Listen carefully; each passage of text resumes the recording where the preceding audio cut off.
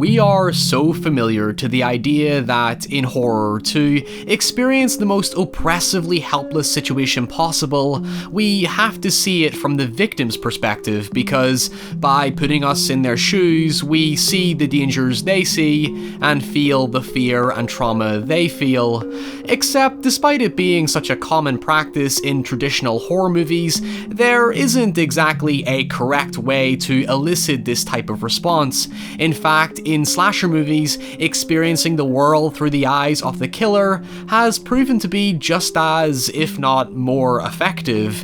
Hell, it was actually the pioneering technique for eliciting shock and scares, because what better way to feel more helpless than to know danger is near but be unable to warn the victim? The general logic is that by putting us in the shoes of the character, it helps us to empathize with them, to understand their way of thinking, yet it is just as powerful to use it to show how their actions affect the world around them, especially when we're trapped in their perspective, unable to break away from their grim perception of reality. Let me introduce you to Frank. He's an isolated, everyday introvert running a family-owned mannequin restoration business who one day finally decides to escape his lonely life and begin building friendly interpersonal relationships, and soon realizes that there is clearly more to life than simply caring for his collection of mannequins. He's also a manic serial killer. So let's talk about it.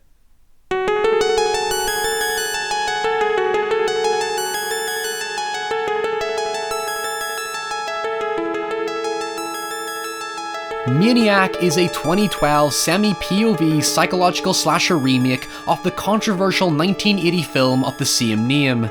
The reason I'm talking about the remake specifically is because I actually think it's far superior to the original video nasty vibe of the 1980 film, which did not obtain an official rating in the UK until 2002. For context, Maniac is as blunt of a slasher as it gets. Frank is a serial killer with a traumatized, abusive childhood who kills and scalps random women and gives them to his mannequins, who he also has an obsessive relationship with. It is your typical post-Halloween psycho peeping Tom narrative that relishes in pure voyeurism, but the 2012 film tries to be a little bit more tasteful with the premise by trying to add a conflicted psychological element. Like, don't get me wrong, you're not supposed to root for the guy or feel any sympathy for him, but whereas the original was explicit about just following the day in the life of a depraved piece of shit killer with no remorse or meaning, the 2012 film, while basically being the exact same premise, benefits from Elijah Wood's incredibly timid performance. I think it's fair to say Elijah Wood has become a major modern MVP for horror because virtually everything he's connected with passionately embraces the genre and all its nuance. The dude clearly loves everything he does, and it's absolutely something to aspire to. He's like a child in a candy store when it comes to horror, and what's so special about him is that he does and doesn't look like what you expect when you think of the genre as a whole. Like, on the one hand, he's just so innocent, sweet, and vulnerable, and we must protect him at all costs, but on the other hand, in this game, that's usually the mask of someone with a deeply fucked up imagination. In the case of Maniac, his timidness works in complete service to the grotesque monster that is buried within him. This is not a plot-heavy film, which will likely be off-putting to those that are not already turned off by the film's disturbing depiction of violence. It's a very mild character study that relies on a distinctly provocative visual style to perpetuate Frank's psychological detachment from reality, where you're constantly questioning whether he's trying to fight his demons or just completely twisted and hellbent on indulging in his depravity.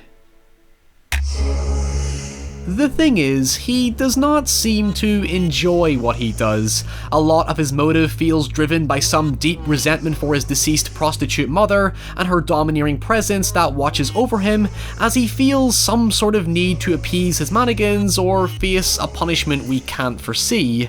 It does lean more heavily on his emotional detachment from his actions, because the only time he seems to show genuine human emotion is when he's fearful of his mannequins. That's what I mean when I say Elijah Wood is so perfectly cast in the role. Since he plays Frank off as so innocent, you can't help but wish he overcame his insanity. It's an emotional trait that's very difficult to pull off for a role this grisly. It's kinda like the Ted Bundy case where he was charismatic as fuck and everybody loved his intelligence and personality, yet clearly it was all a farce that he himself even believed in. In the case of Frank, that socially awkward demeanour is relatable to most of us. Yeah, he's a bit weird, but he seems harmless, and honestly, aren't we all a bit weird in socially anxious situations? It's once he's in a room alone with someone, and because we know of his insidious nature, as I said earlier, you then feel completely hostage to his mind, and are not able to scream to the inevitable victim to get the hell out of there.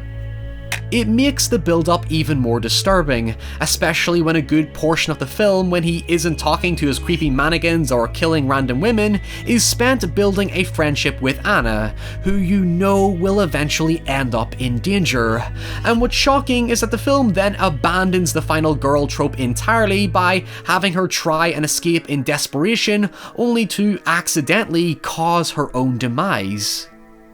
In this scene, when she tries to get away and crashes the car and gets bucked out the front window, Frank's reaction is basically, "I told you so, you should have let me protect you."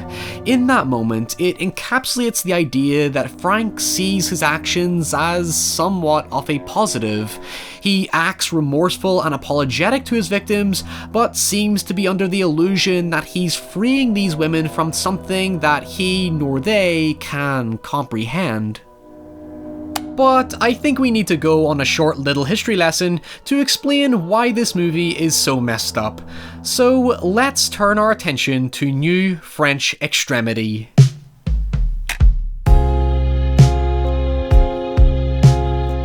Now, I've already done a video on this topic, so I'm not going to get too in-depth about it, so you can go watch that video if you want to see more, but Maniac was co-written and produced by Alexandra Aja, one of the pioneers of the early 2000s French film movements known as French Extremity, which was devoted to exploring extremely taboo subject matter surrounding sex and violence. It was compared to the theatre of cruelty, which was developed as a means to subvert tradition by encouraging audiences to experience more negative, perverse stimuli designed to make them confront terrible things that we would all rather look away from. A lot of the key films of the movement called upon the work of Marquis de Sade, who really indulged in sex and violence to such a ridiculous extent to explore this equilibrium where good and bad need to coexist. You simply can't have one without the other. In one of Aja's most prolific films, High Tension or Switchblade Romance in the UK, it used violence and sexuality as a way to question human identity and how morality as a socially constructed concept related to good and bad has become so ubiquitous to the point that it is impossible to envision the world without it, even though it did not exist in a pre-civilized society. Of course, this was a subject matter already explored in many 70s exploitation films, and Aja himself even reintroduced it in his remake of The Hills Have Eyes, examining how morality and survival exist completely independent of each other and cannot, in fact, coexist. Anyway, in the context of Maniac, Aja relies a fair bit on Frank questioning his identity. His fear is not being alone, it's about being unable to understand who or what he actually is. He feels like an outsider, like someone not from this world or meant to be part of it. It's both figuratively and literally embedded in the film's central framing device. Yes, it's predominantly POV, but it constantly morphs in and out of it seamlessly as a way to question how much of Frank's world is actually real. He wants to escape his body as much as you do. In fact, as the film progresses, it becomes less of a slasher and more of a straight-up body horror centered around a killer being tormented by his own inner evil. It's moments where he sees himself as a mannequin that intensifies how unnerving the film is. It's such a surreal experience, it's rarely conventional in its approach, and so it becomes less of this slasher peeping Tom film like I said at the beginning, frightening and more about something cryptic and abstract. In the end, when his mannequins manifest into his victims and tear him apart, you see revenge as this internal, ethereal thing. His broken mind is his weakness, and ultimately his greatest enemy. One could say Maniac is about seeing inside the mind of a disorganized killer, one that is so far detached from reality that they become clumsy and indifferent to the police catching up in the background. But I like to think of it as a film about a killer seeing their violence as art, in direct contrast to the world they live in. It takes all the gritty sleaziness and vile, seedy underbelly appearance of the original 1980 film and tries to polish over it to show a killer's world as filled with beauty, when in fact it's really just as ugly as the killer who painted it.